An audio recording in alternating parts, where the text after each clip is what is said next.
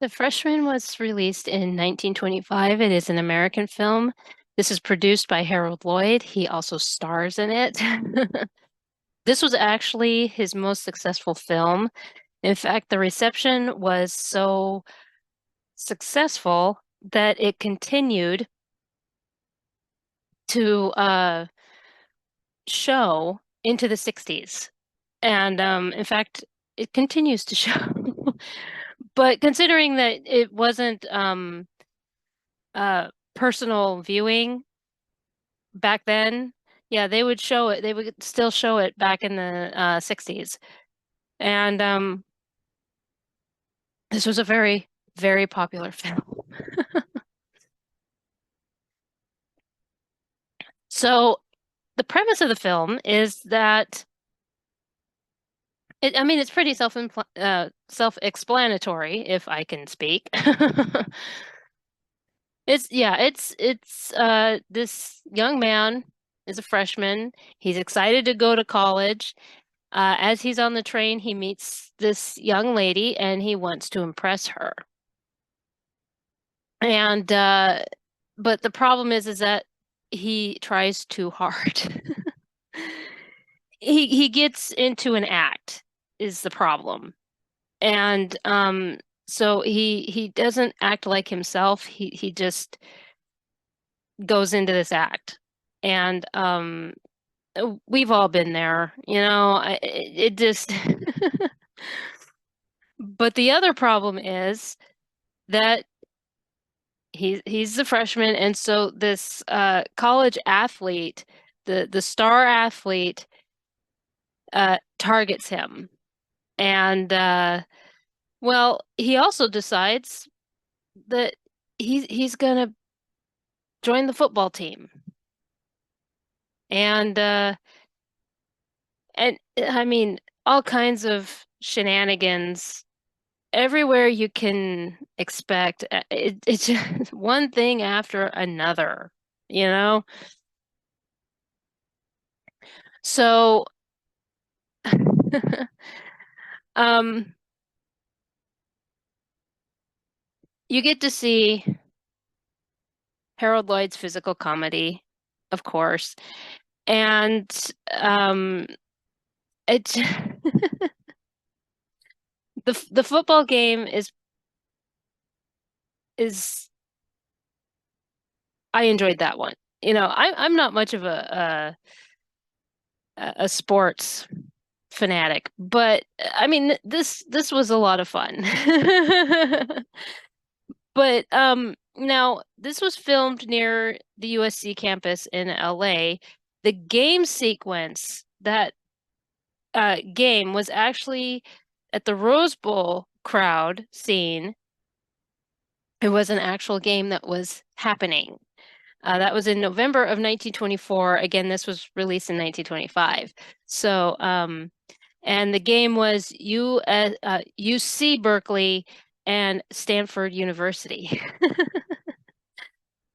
Um, Now, this film is the one that started the college film craze. So a lot of those college films that you see in the silent era and continuing, this is what started it. And so now this did have some problems. There was a copyright lawsuit. Um, there was an H.C. Whitwer who sued Harold in 1929, claiming that he pirated the short story "The Emancipation of Rodney," which was published 10 years earlier. When Whitwer died in 1929, because he sued in April, and then when Whitwer died in August of 1929, the lawsuit hadn't been settled, but his widow continued to pursue the lawsuit. Um, and won a judgment against Lloyd in November of 1930. On appeal, the United States Courts of Appeals overturned the ruling and she received nothing.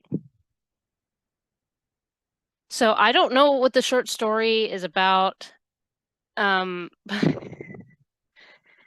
you know, it, from what I have uh, read on a lot of the lawsuits that happened even in the 20s, people were lawsuit happy even back then. So now this one makes a little bit more sense because the water boy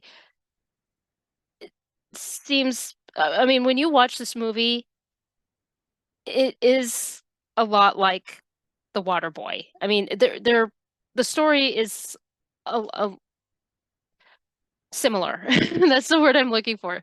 So I can understand why the Lloyd family filed a lawsuit saying that there was um, that they copied. Um, but to be honest, I the story, I've watched The Waterboy a few times and I can't see how it's it's it's a copy at all. I mean, there's enough of a difference. You know, uh for instance, Harold Lloyd's character leaves his family, so he's nowhere near his family. And yeah, you don't have the mom foosball's the devil. I love Kathy Bates' character in that. So I don't know. I mean, I can't really I could see where it was inspiration for it, but not a ripoff. So that's that's where I yeah. But again, I could see where the Lloyd family would watch it and say, "Wait a second here." So I could see where this lawsuit was a little more justified. But so anyway, this was The Freshman. It's an American film. It was released in 1925. It was produced by Harold Lloyd. It was his most successful film and continues to be his most successful film. Yeah, every college film that you think of, this is what started it. So